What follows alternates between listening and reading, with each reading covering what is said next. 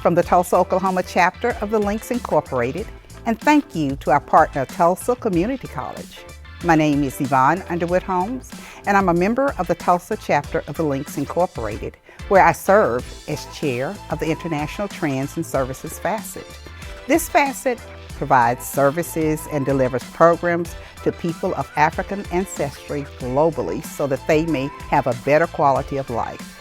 Our guest speaker is Brenda Alford, who is a lifelong Tulsa resident and a proud granddaughter of 1921 Tulsa Race Massacre survivors, as well as Black Wall Street entrepreneurs. Brenda serves on the 1921 Race Massacre Commission, where she chairs the Mass Graves Public Oversight Committee. Her topic is the Oaklawn Cemetery dig. We hope you enjoy this segment. Hello, I'm Dr. Dewayne Dickens from Tulsa Community College. I'm the Director of Diversity, Equity, and Inclusion, and I'm here today with Brenda Alford, and we are also representing the Links Group. And Brenda is a member of the Mass Graves Oversight Committee. Yes. She is a descendant of Race Massacre survivors and an entrepreneur.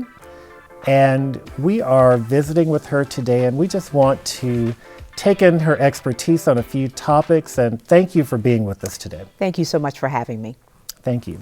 And so could you just, as far as the Mass Graves Oversight Committee work, could you just take us through and give us some background about this project? Yes.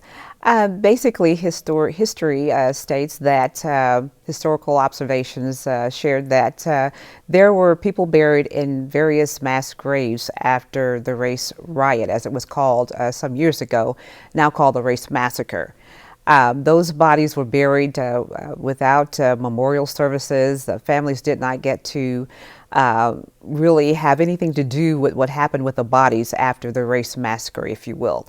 So Mayor Bynum a few years ago decided that we were going to look into the whereabouts of those mass graves, if you will.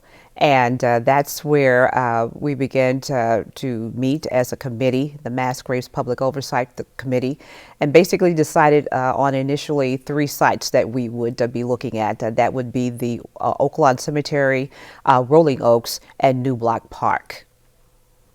And so how did you determine that those would be the 3 sites you looked at? Well, there were various persons, if you will, who shared historical observations that they had made over the years.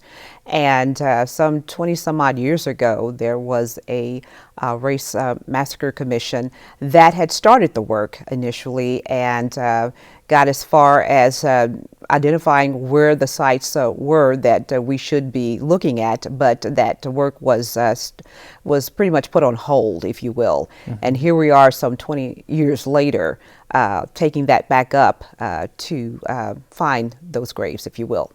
Thank you. And I imagine the one offsetting matter could be technology. Yes. The technology's better. Yes, it is. Yes, so it is. Yes, it is. It may be helpful that we're looking now with this technology for things that we may not have been able to uncover 20 years ago. Absolutely. And historical accounts, we have more historical accounts, if you will, as well. So with the technology and that information, I think we are on a better situation, if you will. Yeah, for those purposes, and of course, you know, we've lost some of the people who could have been eyewitnesses. Exactly. So the offsetting part is the technology. Yes. So could you describe what has happened, you know, since the beginning of the Oversight Committee's work? What has happened in the community since the beginning of that time to where we are now? Well, last July, we started excavations at the Oaklawn Cemetery. And at that time, we did not really find bodies, if you will. We found quite a few artifacts that basically told us the history of what had gone on at that time. But then this past October, we continued with excavations, if you will, and did find 11 to 12 coffins at the cemetery. My, That had to be an emotional moment for everyone. Yes, it was. I mean, to be there to witness that moment personally was just a moment where time stood still for me, if you will. Right. Because you know, being a descendant and understanding what it feels like, as I have a great grandmother who was buried there in 1925, but to know that, you know, someone can be buried someplace and not know where they are for so many years, and then to find them, it was absolutely, absolutely wonderful. Right. And it's sort of that mixture of relief, Yes. but also this sorrow, just that goes Exactly. the mourning and relief all sort of mixed in together. Yes, it was. So how did you get involved? So I know you're also with the Tulsa Race Massacre Commission.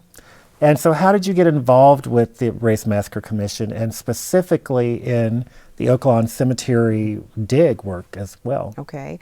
Well, I grew up in the Greenwood district, if you will. My grandparents were survivors of the Race Massacre along with Black Wall Street entrepreneurs. And on that fateful day in 1921, they, along with their community members, ran for their lives and lost many friends and neighbors along the way that they never saw again. As a little kid, one of the stories that I remember, or one of the situations that I do remember, is when we would pass by the Oaklawn Cemetery when I was a little girl, and I'd be in the car with older family members. When we get to Peoria and 11th Street, they would always look over to the cemetery, and someone in the car would say, "You know they're still over there." And everybody in the car would shake their heads and all would agree, yes, they were there. And as a little girl, I had a little thing about Oaklawn Cemetery because I wondered what was over there. And as a little kid, I didn't know, and I didn't know the questions to ask. But so many years later, I would come to understand what they were talking about. And as I said, having a great-grandmother who is buried at Oaklawn Cemetery somewhere, you know, just having that history made me want to be involved, and therein lays my interest in being a part of this historical process, if you will. Right. And so what were their names? My grandparents' names were James and Vassanor Nell Sr. Okay. I think there's merit, value in saying the name. Yes. You know, just say the name, and yes. I think just remembering, I think it sort of conveys this idea of the person being present, still present with us. And so just thank you for sharing with us. You're very welcome. So a question here related to that, the days of the May 31st and June 1st loss of life. Based on your understanding, how many people died in the Tulsa Race Massacre? And how did people identify the number for how they identified number died? Well, basically, various numbers have been shared over the years. There have been 30 to 300, if you will, up to thousands. I don't think we will ever know exactly how many perished during the Race Massacre, if you will, because bodies were dumped in the rivers. Bodies were, you know, put in the back of cars and trucks and driven to various places. We happen to know that some were dumped at Oaklawn and other locations throughout the city. So I don't think that we will ever really know or have an exact count, if you will, of the numbers that perished during that time. So we know there were many. Yes. And we also know that it should not have happened. Exactly. So exactly. One life was too many. Yes, it was. That's a statement that we can all stand on, is that one life, it was too many. Absolutely. Yeah. So in sort of looking at what we're doing now, what are the steps in this quite momentous and deeply scientific, but also ritualistically important event? What are the steps in the dig process that we should know about? Well, I think that you know, everyone should know that the committee is working very hard to bring some sense of justice and healing to a community that lost so much. The process is a very tedious one, if you will. Just being there watching the dig, watching, the intricacies of each and every step that is taken to go through the dirt and make sure that, nothing is being overlooked has been absolutely wonderful, if you will, because it tells me and others that everything that can be done is being done to find our community members who were lost so tragically.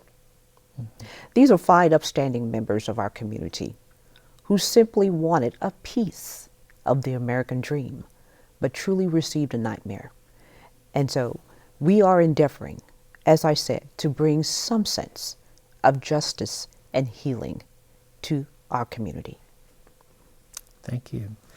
When you think of, you made the statement that the steps that they're going through are quite tedious. Mm-hmm. What has been some, as you're watching, you've watched it, and what have been some things that you've observed that may have surprised you or that have just stood out to you and what they're and how they're doing it? Sure. Well, just watching, for instance, the archaeologist, if you will, just as they are able to look at dirt, look at rocks, look at artifacts, and give you an idea of where it came from, what time in history it represents, has been, I've learned so much. It's been so educational to me, if you will, just to know what all goes into being able to read just little things as the different types of rock and soil that is basically being overturned as throughout that process, if you will. So I've learned so much. I can't be an archaeologist, if you, but I almost feel like I'm there because I just did not realize all of the intricacies, if you will, that go into that process. The city of Tulsa, the people who are utilizing the forklifts and utilizing the digging machines and they're just so delicately going in and digging and making sure that they're not disturbing anything, any coffins or any graves. Just the minute aspects of it has been very, very interesting. I can imagine it's reminding me of my science classes where they wanted us to define the types of rocks and be able to look at each layer and be able to see how the layers represent years and certain events throughout history. So that it all tells the story. It tells the story. It really does. Yeah. So, and you're getting to see how that's mattering. Okay. So what today, if you could sort of tell us what's the latest status that for the dig? What's the latest status as far as it's going? Well, basically, we will continue the dig or the excavations, if you will, to find any other coffins that are located in that area where we were digging back in October. And the delicacy of trying to determine if those are, in fact, race massacre victims in those graves. That is the next step. And where those bodies will be interred, once, the work has been completed. Well, I think you've actually taken me to that next question, which is, what are we thinking in terms of possible scenarios for what will happen to the remains of the found?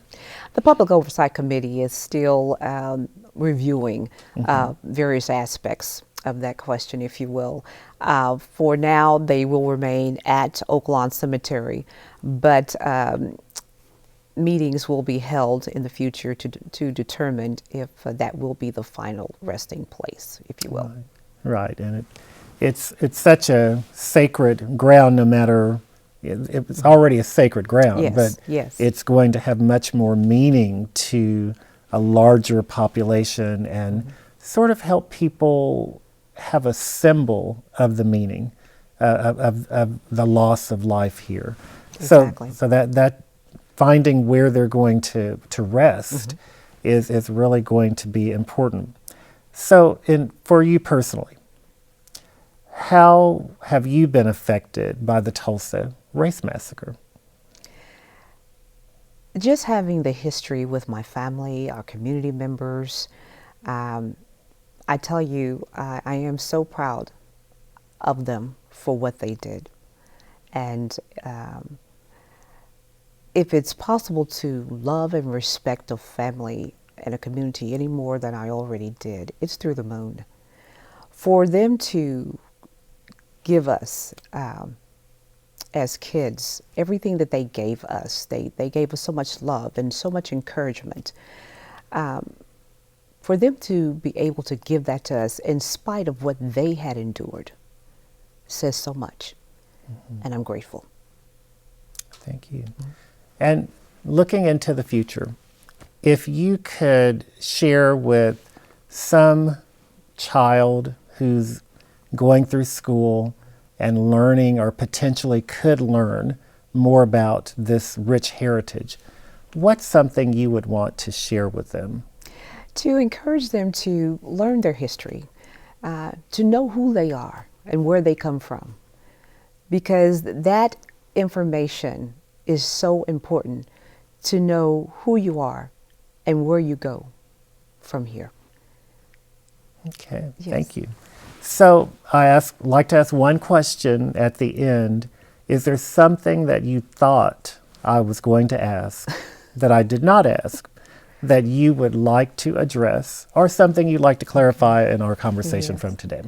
Well, I would like to share, when I talk about the resurgence of the community and just the strength, courage, and tenacity of the community to keep moving forward afterwards, I like to speak about my aunt, the late Dr. Cecilia Nels Palmer, who would eventually become the first Black professor at the University of Tulsa.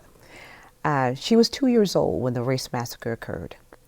And to grow up in the aftermath of the Race Massacre and to become such a wonderful person as others in the community did, it's just amazing that any of the children from that time, could do the things that many of them did growing up, become educators, community advocates, entrepreneurs.